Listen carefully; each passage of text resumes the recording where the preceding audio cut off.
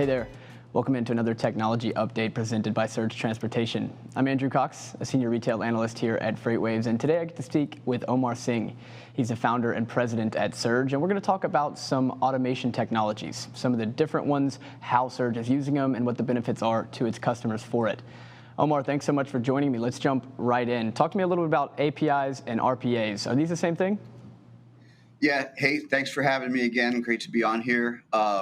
So in my world, I think that they're the same thing in the sense that they're both a form of automation, and they're both a form of programming, sort of just logical steps in a decision tree, whether it's rates or tenders or anything like that. But I think the biggest difference is that, or where they are different at a high level, is that APIs are working integrated inside of a system. So a TMS, whether it's a shipper TMS like Blue Jay or Mercury Gate, or a carrier TMS like McLeod is what we use, you're working inside of the system to exchange information, with each other. Whereas an RPA or a robot, essentially is working outside of the system by essentially logging in as if it were a person, scraping information, maybe exporting it, going to a different price engine, then going into your TMS. So it's kind of doing the work of a person outside of the system and entering it in. But the programming and the logic and the behavior at the end of the day, it's the same result. So it's just kind of, is your financial investment in integrating to a system, or is it, automating things from the outside? But all of our programming is the same in terms of how we get to the decisions that we execute on, dozens or hundreds or thousands of times a day.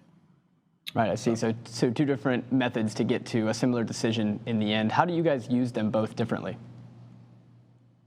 So our big TMS integrations are, with the real-time pricing is essentially the biggest thing that's been a game changer for us since we started getting into automation. And, one of the neat things is that we're also using RPA, but that's integrated with our pricing engine for some of the TMSs that we don't have integration with or don't sort of offer the capability of providing real-time rates to their customers. But we're also inside of our own TMS, rather than just using it for pricing information.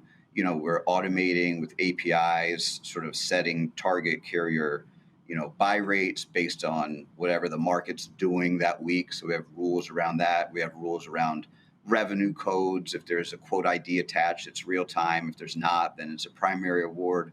And we're really just kind of getting into our own API module with McLeod and see all of the different things we can do. But that's already just eliminated, so much additional repetitive, human behavior, which is sometimes the APIs are cool because they'll do really complicated things. And sometimes, you just want to eliminate that repetition time and time and time, and just having somebody, hit those keys, when if you can do it automatically, it's a huge time saver. Right, and that is certainly what we need to do in this industry. We're always stressed for time, especially times like these where capacity is very tight, demand is crazy. I heard a lot of technical terms in that last answer. Can we'll break it down in layman's terms? Like, what are the benefits to your team and to your customers from using these forms of automation?